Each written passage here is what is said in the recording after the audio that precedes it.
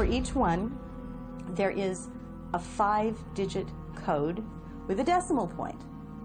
Now, the implication of that is if I have illness 403.16, that's different in some important and scientifically proven way from someone who has 403.17.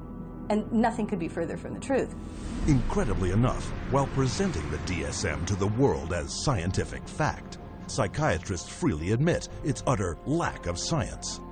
We have no diagnostic reliable markers for almost any illness there is in the DSM. What we're testing for in psychiatry, it's hard to say because there's nothing specifically. But as far as a test that's clinically useful, basically we're not there yet. We don't have any laboratory tests that we can use to determine whether somebody does or doesn't have a mental illness. There are no good biological tests for detecting mental illness. There is no test, there's no biopsy you can do. There is no chemical test right now. There are no specific tests to confirm the diagnosis or show the improvement, like any blood tests or any x-rays or anything like that. Oh, in my practice, I don't do any tests. I just speak with people and listen to them, and then I make a decision in what kind of illness. These diagnoses vary as widely as the psychiatrists who make them. In this hidden camera footage, a person visited several different psychiatrists, complaining of the same symptoms. I'm extremely unorganized, and I didn't used to be. It's caused problems in the family. It's caused problems getting, I'm self-employed. So you've got ADD, ADHD, you're depressed, and your depression is bipolar depressed. So you have a brain chemistry disorder that's probably genetic. You have a lot of the symptoms of depression. So it seems like it is a mixed picture. What that means is like we got some depressive symptoms and some, high symptoms. If you're bipolar, I'll need to give you a mood stabilizer.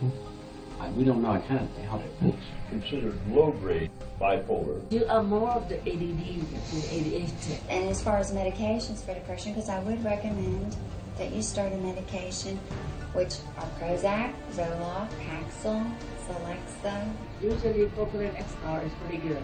They'll give you some Lexapro in the morning and some Trazodone at night. Lamictal is a better medication for that. It works on your depression also. But the treatment for any bipolar cycling is the same. Lithium, Remeron is another one. Trazodone, Segrodol, Lipigood, Wellbutrin, Lexapro, Lamictal, Equatroid, Depakote, Lithium, Ambien. You may need an antidepressant also with your Lamictal. We don't know if I give you a medication if it is going to work or not. To a certain degree, it's trial and error. You never know if it's the right drug.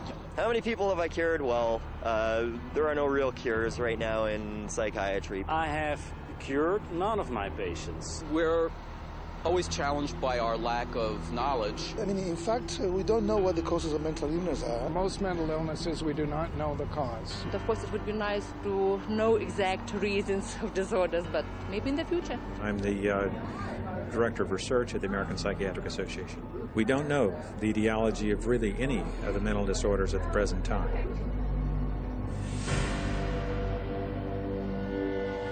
DSM-5 is coming out. It's grown to 10 times its original size, and it labels everybody.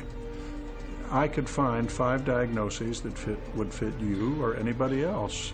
Compare this to the research methods of pathology, a real science that discovers real diseases using a wide variety of precise diagnostic tests. We do millions of laboratory tests as well as the structural examination and the microscopic examination. It's a whole series of applied scientific procedures. In the case of psychiatry, there isn't any laboratory tool that can precisely identify a psychiatric disease and allow it to be classified. It's not as if there's some study of tissue or some study of the body or some study of matter. These are all categories which are made up. They're simply made up. They don't exist in nature. They're decided upon by psychiatrists and voted on. Psychiatrists are not the only ones who benefit from the DSM. Wherever you find a psychiatric diagnosis, you'll find a psychiatric drug. The pharmaceutical corporations now contribute enormous sums of money for the education of psychiatric residents. and for the support of research by their professors, so that psychiatry today has become in America, has become very largely learning of which drug to use with which disease or disorder. We need to make sure that we understand the very close interactions among the American Psychiatric Association with its DSM, the pharmaceutical companies, who love the fact that every time there's a new edition of the DSM, there are dozens more categories in there, and so more conditions for the drug companies to say, oh, we've got a pill for that.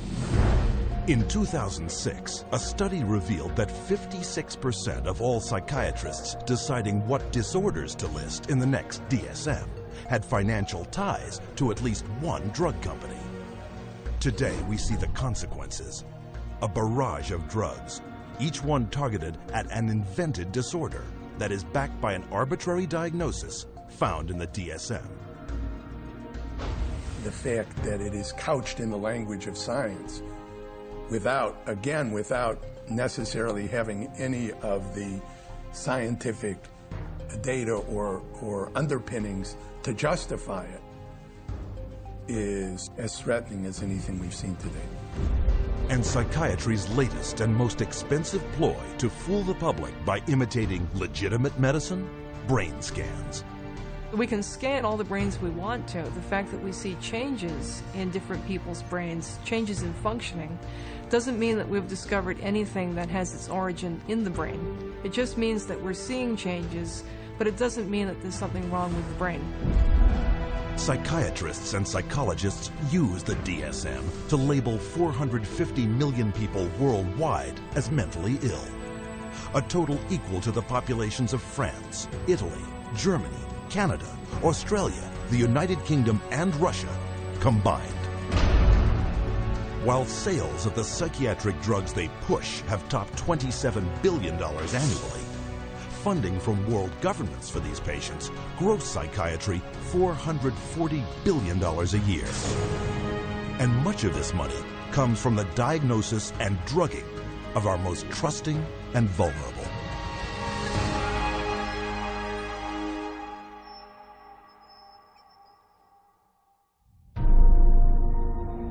We have swallowed all manner of poisonous certainties fed us by our parents and school teachers. If the race is to be freed from its crippling burden of good and evil, it must be psychiatrists who take the original responsibility.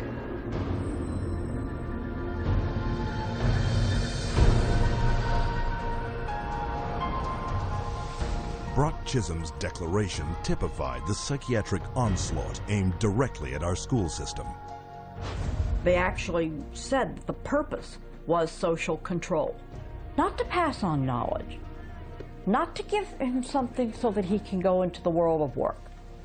In 1950, psychiatrists and psychologists from around the world met at the White House to propose a total reorientation of the public school system. The White House Conference on Mental Health in the 1950s was a landmark that served to bolster the idea that schools would serve their communities better as mental health clinics than they would as institutions of learning. In the early 60s, the world of psychiatry started to really go places in this country. Little by little, it came into our schools, our educational system. And by 1965, it was written into law. Psychiatrists were given the green light for the wholesale labeling and drugging of school children. A child is labeled ADD or ADHD the minute he can't sit still for a 10-15 minute period of time, or he talks constantly or ignores the teacher completely. That will get him and earn him an ADD or ADHD label. The labeling of attention deficit hyperactivity disorder, ADHD, went into full swing in 1987. Within 1 year, 500,000 American children would be diagnosed as ADHD.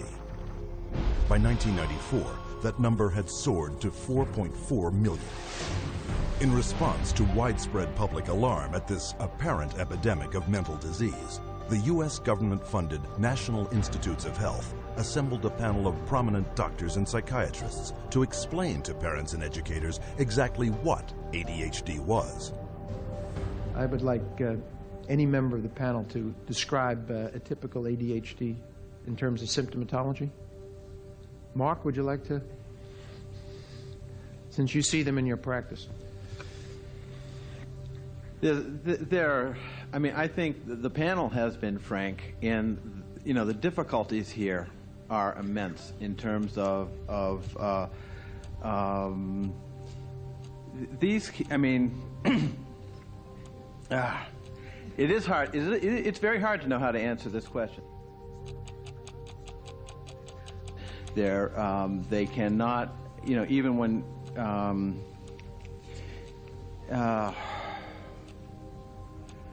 they are as if driven by a motive. There are some good clinical descriptions.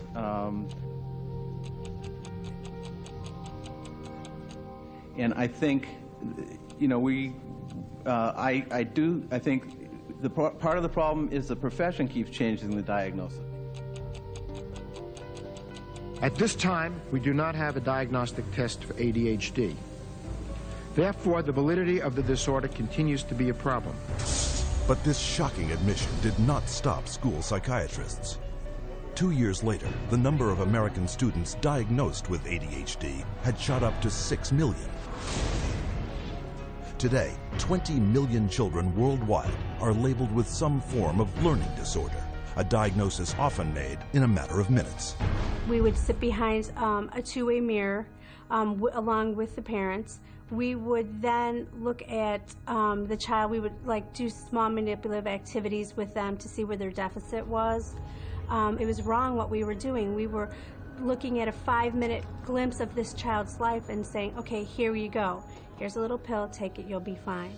Those little pills like Ritalin, Adderall, and Concerta are classified by the U.S. Drug Enforcement Administration as highly addictive substances, right along with cocaine, heroin, and methamphetamine.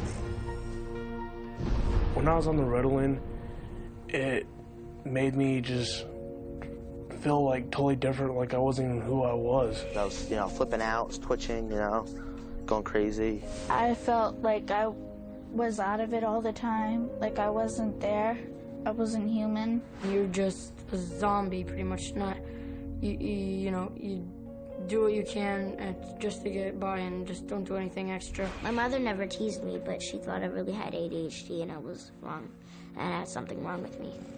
So I thought she'd feel bad and feel sorry for me if I died, but then again, I thought that she would miss me a lot, and I also love her a little more than I wanted to kill myself. And so I stopped when I realized that. The abundance of prescription medications created a new income source for kids, selling their meds to their schoolmates. It's called kitty cocaine. They take the Ritalin and they just repackage it and they sell it on campus to the kids because it's like speed. I figured if I was going to do drugs, I might as well make it worth it. And I ended up doing street drugs, and then I ended up getting into it really bad. We're looking at marijuana and other things as being gateway drugs, and actually the so-called medications are a greater gateway drug. The Ritalin drugs are backfiring big time because if the child is already disruptive and he takes cocaine, he's going to be a lot more disruptive after he's taken it. It is not going to calm him down. Boom, she got on the drugs and her personality changed, her behaviors changed, they became erratic and dark and violent, and it was just a nightmare. He kept having adverse reactions, becoming very, very angry. He could not control his behavior, he couldn't control his temper. He was on 5 different psych meds, Prozac and lithium, and he was 7 years old. And he was unable to function. He would have rages and then crying and all kinds of just violent rages, grabbing knives and all of this. The list includes 15-year-old Kip Kinkle withdrawing from Prozac.